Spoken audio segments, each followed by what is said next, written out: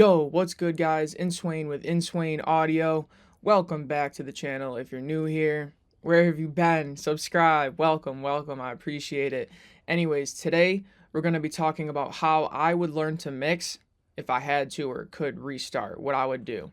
So, let's get into it. Okay, so the first thing that I would do is I would watch YouTube tutorials to learn my DAW, digital audio workstation. Basically, whatever program you're going to be recording, mixing, mastering, whatever program you're going to be using, whether it's Logic, in my case, Pro Tools, Ableton, FL, those are some common ones. Anyone, I would make sure that I know how to use my DAW, whether, even just the basics, right? Because you don't need to know every shortcut and the really complex things that it does to mix. You just need to know the basics, what a track is, where the mixer is, things like that, how to add plugins.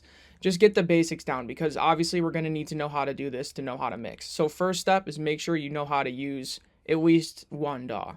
The next thing I would do, still on YouTube, is I would watch tutorials on mixing basics, like what mixing is, how we approach it, what are the different tools. We don't need to learn the advanced stuff. We don't need to learn the crazy tricks and techniques that the pros are using and the really advanced people are using. We don't need to worry about that. Yeah, we just want to get a foundation so we know where to start, right? Because when you pull up your DAW and I'm going to learn to mix, you're like, where do I even start? Like, I'll turn the volume up on some things, I'll turn it down, maybe I'll pan, and that's a good place to start. But you just want to know the basics just to kind of get an idea of what the goal here is. So I would start with that. Once you learn the DAW, this would be step 2. The next thing I would do, while I'm kind of, learning the DAW, how to mix, maybe messing around a little bit, before we get too far though, I would listen to other mixes, right? Listen to songs in the genre you like or you make or you listen to or you think you're going to be working with, or just songs that you think sound sonically pleasing.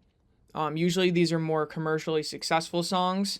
That tends to work better, but just find songs that you think are engineered well, that you think sound quote unquote good or professional, and just listen to them, get used to them. How they sound in your environment on your speakers or headphones or whatever you're using, just get familiar with what something good is going to sound like, right? Because this is what we're going to be working towards. And if we don't know what that is, how do we even know what to work towards? Okay, now we're at the stage where we're really starting to get hands-on here.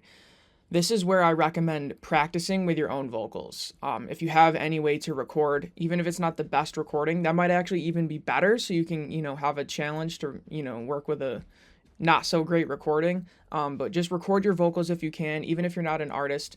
Just get something laid down that you can work with. If this isn't a possibility or you really don't feel comfortable, there's free multi-track stems online where you can download sessions of other songs, all genres that I've hardly ever even heard of.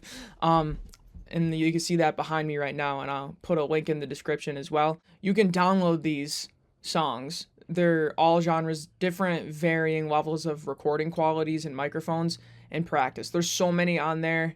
You could spend years just working with these and judge yourself, assess yourself, see how well you can do, get familiar. It's a great way to practice. This is where you can get hands-on and you don't need to wait for someone to come to you or to record someone in order to get access to these files. The next thing I would do, once you're starting to get the wheels moving a little bit and you feel like you got a little taste for it, now this is where you're starting to turn this into your profession. This is when you would start reaching out or finding or advertising to other artists to mix for them. At this point, it's probably going to be for free. I never did that, but it's a great way to get work when you start out. Reach out to a band that you know locally and say, hey, you guys need free mixing and mastering. I know you guys make music. Like, I can help you. Like, we can help each other. I'll get the experience and I'll have it for my portfolio and y'all get free work, right? It's a win-win for everyone. Or maybe they'll reach out to you or you just know them or your friends or someone comes to record at your place, whatever it may be. See if you can find artists in your area or that you know and engineer actual songs that are going to be released. This is a great way to get your credits up and your portfolio up, which is going to lead us to the next step, which is getting paid work.